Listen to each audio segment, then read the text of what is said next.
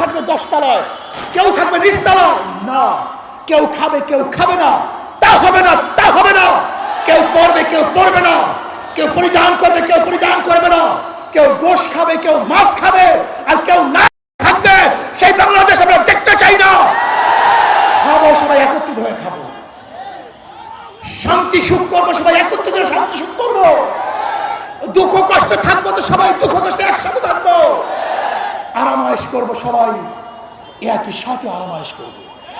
আজ আপনি যে স্বপ্ন দেখাচ্ছেন মৌলবাদীরা ক্ষমতা আসবে না, আসে নাই, সম্ভাবনা নাই, আর আমি উল্টো দেখছি ইনশাআল্লাহ আগামী বাংলাদেশ ইসলামী মৌলবাদীদের বাংলাদেশ, আগামী বাংলাদেশ কোরআন ও সুন্নাহর বাংলাদেশ, আগামী বাংলাদেশ এদেশের স্বাধীনতাকামী মানুষের বাংলাদেশ, আগামী বাংলাদেশ ধর্মীয় ব্যক্তিত্বের বাংলাদেশ, আগামী বাংলাদেশ সাম্য, মানবিক মর্যাদা এবং ন্যায় বিচার প্রতিষ্ঠিত বাংলাদেশ, আগামী বাংলাদেশ হবে বৈষম্য বিরোধী বাংলাদেশ।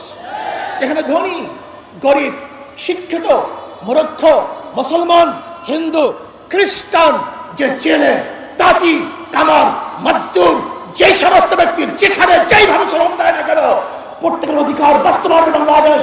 এখানে পুরুষদের অধিকার বাস্তবায়নের বাংলাদেশ, এখানে থাকবে মহিলাদের অধিকার, এখানে থাকবে ছাত্রদের অধিকার, এখানে থাকবে শ্রমিকদের অধিকার, এখানে থাকবে নেতর কামার ঋষি এবং তাঁতিদের অধিকার।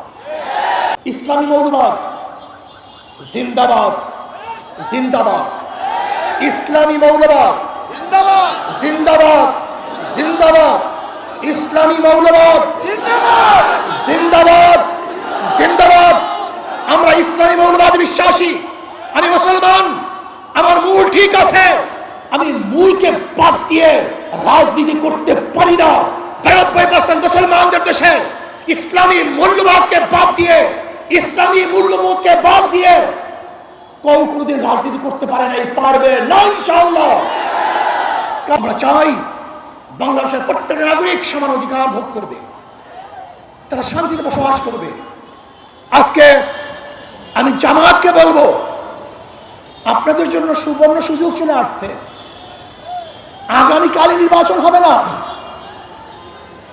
হক্কানি ওলামায়ে কেরামের সাথে আপনাদের যে মতনৈক্য আছে বসে সমাধান করেন। চমৎকার এক সুযোগ, চমৎকার এক সুযোগ। দেখেন, নৈতিক ও আদর্শ মিল না থাকলে সাময়িক মিল থাকে না। বিএনপির সাথে আপনাদের চরম দুস্তি ছিল, একই সাথে আন্দোলন সংগ্রাম করেছেন, কিন্তু আদর্শ নৈতিক মিল না থাকার কারণে উভয় প্ল্যাটফর্ম ভিন্ন হয়ে গেছে। আমরা চাই না অনৈতিক কোনো অনৈতিক কোনো মানে লোক দেখানো কোনো ঐক্য আমরা চাই না। আমরা চাই টেকসই স্থায়ী ঐক্য, যে ঐক্য হবে আর কোনোদিন ভাঙবে না, ফাটল হবে না। এর জন্য আমি জামায়াতকে বলবো, যদি আপনি মনে করেন আমাদেরকে কোনো রকমের বুঝিয়ে শুনিয়ে বর্তমান নির্বাচনের এই তরি পাড়ি দিবেন, এটা আমাদের দ্বারা সম্ভব না। আপনারা আসুন, বসুন, হক্কানি ওলামায়ে কেরামের সাথে যে মতনৈক্য আছে সেই মতনৈক্যগুলি মিটিয়ে আমরা এমন টেকসই এক ঐক্যবদ্ধ হব যে ঐক্যবদ্ধকে ভাঙতে পারবে না। আজকে ফখরুল সাহেব বলেছেন মৌলবাদীরা কোনোদিন ক্ষমতা আসে নাই, আসার সম্ভাবনা নেই। আমি ফখরুল সাহেবকে বলবো, আপনি মৌলবাদী হিসাবে মৌলবাদী বলে কাকে মিন করতে চান? কে মৌলবাদী?